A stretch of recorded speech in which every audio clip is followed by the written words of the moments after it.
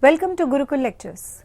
In the ongoing series of Team Leadership and Development, today we will be talking more on the group processes.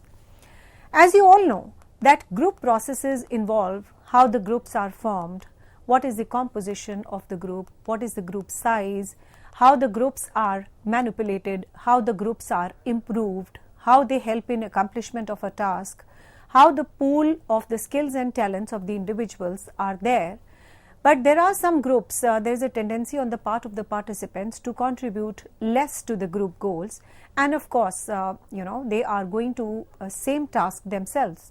And in the psychology also, the social loafing is getting a lot of importance, and it is the phenomena of the people exerting less effort to achieve a goal when they work in a group than what they work alone.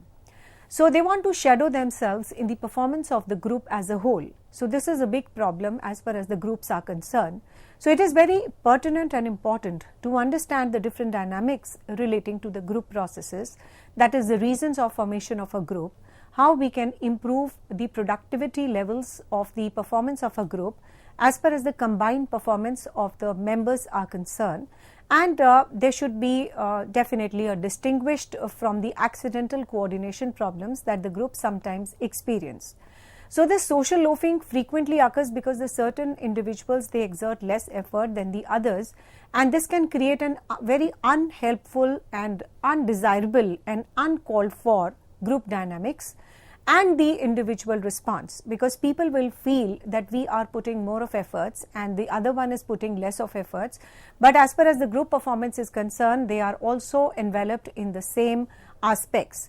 So basically how we can prevent it is a big issue, and there are some causes of social loafing which needs a special mention, which includes a perception of unfair division of the labor and belief that the co-workers are lazy, and their feeling of being able to hide in a crowd and therefore not being able to be singled out for a blame. And of course, the group size is also very important.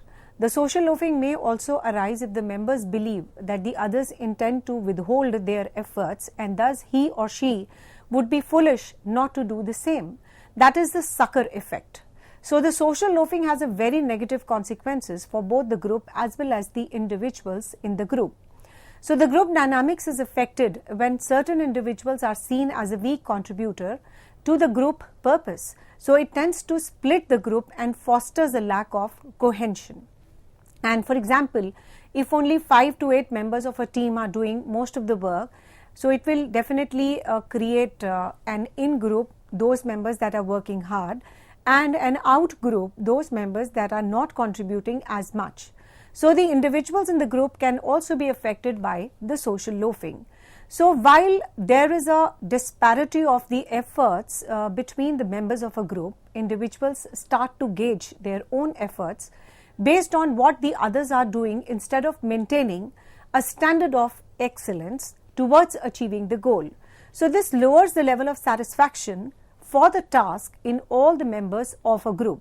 Like for example, if a motivated team member repeatedly feels others are relying on them to do most of the work, so they might deliberately reduce their workload, or even they can even stop collaborating with the group members because they are no longer wanting to feel exploited by the less productive members. And of course, most of the group activities, it requires a variety of skills and the knowledge. So given the requirement, it would be reasonable to conclude the heterogeneity groups and those composed of a dissimilar individuals would be more likely to have diverse abilities and the information and should be more effective. So there are certain research studies generally substantiate this conclusion, that especially on the cognitive creativity demanding the task. So when a group is diverse in terms of personality, in terms of the gender, in terms of age, education levels, functional level, specialization and experience level, there is an increased probability that the group will possess the needed characteristics to complete its task effectively. So similarly, the group may also have some conflict laden and less expedient as varied positions and introduced and assimilated. But the evidence generally supports the conclusion that heterogeneous groups perform more effectively than do those that are homogeneous. So these aspects have to be kept in mind while making the strategies for the organization, while studying the organization behavior, while understanding the various dynamics, frontiers of the group dynamics and formation of the groups. If these facts are not known to the people who are strategizing as far as the performance of the organization are concerned, it will be definitely problematic to embark on the the path of development of the team as well as the overall performance of the group. So if all these aspects are kept in the same frame, it definitely stimulates the creativity, which leads to the improved decision making, and the composition of the group, the size of the group have to be pertinently taken care of. Now today we will be discussing more on the group processes, in which the different aspects we have already talked about, but today we will be talking in deep about the cohesiveness level of a group. The extent to which the group members are attracted towards each other and are encouraged to stay in a group. So group cohesion is the aggregate of all the factors causing the members of a group to stay in the group or to be attracted to the group. So group cohesion acts as a social glue that binds a group together. Some people think that their work teams illustrating strong group cohesion will function and better perform in achieving the work goals. So cohesiveness is one of the prime factors which needs to be kept at the center, because the group cohesion is the aggregate of all the factors which causing the members to stay in a group, and all the members they feel they are attracted towards a particular group and they want to be associated with that particular group.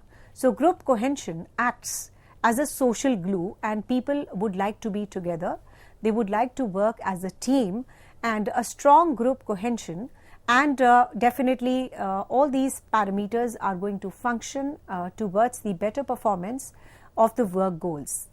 So group cohesion is not attributed to only one factor, but it is the interaction of more than one factor. While group cohesion may have an impact on the group performance, and the group performance may create or increase the group cohesion, so thus the group cohesion can actually have a negative impact on the group task performance also. So taking it forward, the most important factor that definitely has a very positive relationship between the group cohesion and the group performance is the group members' commitment towards the organizational performance goals as well as the norms. So the group differ in their cohesiveness, and that is the degree to which the members are attracted to each other and are motivated to stay in the group. For example, some work groups are cohesive because the members have spent a great deal of time together, and or the group size facilitates the high interaction, or the group has experienced certain external threats that have brought the members to close together. Cohesiveness thus is a very important activity as far as the group is concerned, because it has been found to be related to the group productivity.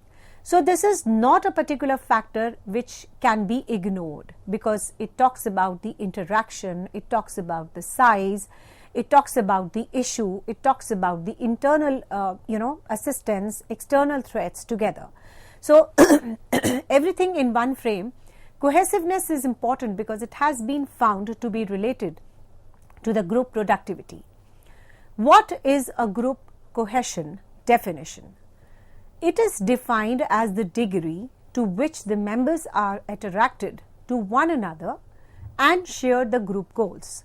That is, more the members are attracted to each other and more the group goals align with their individual goals, the greater the group cohesiveness. So there are certain studies which consistently show that the relationship between cohesiveness and productivity depends on the performance related norms are high. For example, high output, quality work, cooperation and individuals outside the group. So, a cohesive group will be more productive and will a less cohesive group. But if the cohesiveness is high and the performance norms are low, the productivity will also be low. So, this has to be kept in mind that the performance norms are not supposed to be low, they are supposed to be kept at a higher level, otherwise it is going to impact the productivity in a negative way.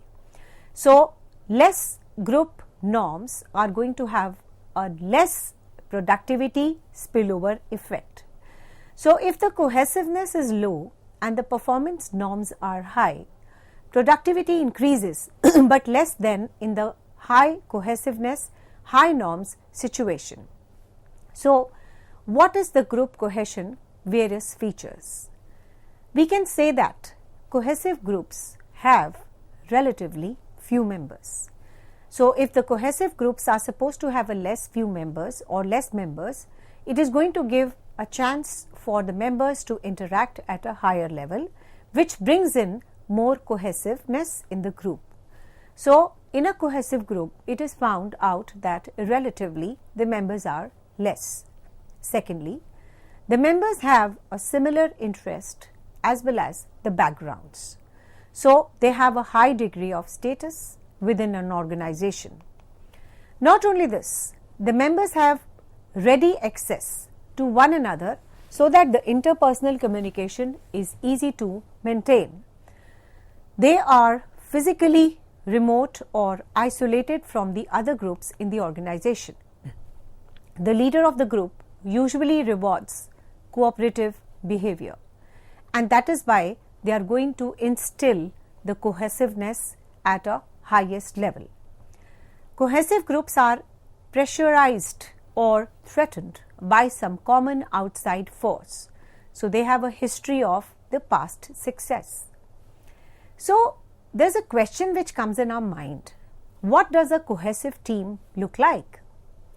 The members of cohesive groups, they sit closer together, focus more on attention on one another, they show a sign of mutual affection and display a coordinated pattern of behavior, and also one which helps one another to engage and bring a better output altogether. The members of cohesive groups who have a very close relationship are more likely to give due credits to their partners, and in contrast, those who do not have a close relationship are more likely to take the credit for the success and blame others for their failures. So, cohesiveness increases the conformity to the group norm. This is definitely a very important output as far as the cohesive group is concerned, and definitely we can say that how the cohesive group looks like. The cohesive group looks like that they have more conformity to the group norms, they are very close to one another, there is a highest level of interaction, and for the success they will support and they will not play a blame game. So, physical proximity when you talk about and the real or perceived similarity strengthen the team cohesion. After such groups are formed, they are bonded in a contrast throughout the processes in which the cohesion helps one to engage completely in the work without any hesitation. So, cohesive teams are more productive than are less cohesive teams, and this could be because 1. They are more productive teams because more cohesiveness is there, more cohesive teams because more productivity is there, and the groups preserve their cohesion when they succeed rather than they fail. Therefore, it is very important to promote 3 essential conditions for the team performance: the ability, that is the knowledge and the skills, the motivation level, and of course, one of the most prime factor, that is the coordination strategy. So, if the cohesive teams work on these parameters, success is not far on embarking the path of development. Now, team members, they need to have sufficient level of interpersonal and the technical skills to perform their jobs and to attain the team objectives. Team members must also be motivated to use their knowledge and the skills to achieve the shared goals. The team context, that is the organizational context, the team design and the team culture, must create the conditions to avoid the problems such as social loafing, free riding, diffusion of responsibility, reduced sense of self-efficacy and the sucker effect. These problems undermine the team performance and have a very detrimental effect on team cohesion. There is an inherent disliking for work, especially when you talk about the larger groups, because in the larger groups their activities, their performance level is, it is hidden. So that is why there is a more tendency of the people in a larger group to exercise the social loafing. They would always move on the free riding aspects, and there's a diffusion of responsibilities because they do not want to take the responsibilities because it's a shared one. So nobody will own that if the work is not performed or if the excellence is not achieved or the goals are not accomplished or the objectives are unfulfilled, they are not taking the responsibility, which is commonly called as a diffusion of responsibilities. And of course, there's a reduced sense of self-efficacy also and the sucker effect. So these problems are so grave and so intense that they have to be taken care of because it is affecting the group cohesiveness as well as the team performance, and it is also affecting the overall performance of the organization. So these contexts have to be kept in mind, that is the organizational context, the team design and the team culture. All these parameters have to be very judiciously designed, and all these parameters which is causing a low effect as far as the performance of the group organizational group goals are concerned, it has to be taken care of on the prime aspects. Now the employees are humans, and we are humans, and we look like at the world through our own eyes. We look at where we work in terms of how appreciated we feel, how much our contributions are recognized, and how our leaders are acknowledged, and what we do. So the engagement is not a mathematical process that can be managed by a book. It is a human experience that reacts to each interaction an employee may have. Our job as communicator is to lead and help our organizations create positive and engaging interactions. Building great cohesive teams is absolutely essential to high employee engagement levels and the high performance levels. Employee engagement and performance can be adversely affected if the team is dysfunctional to any degree due to conflict, ambiguity, or misunderstanding.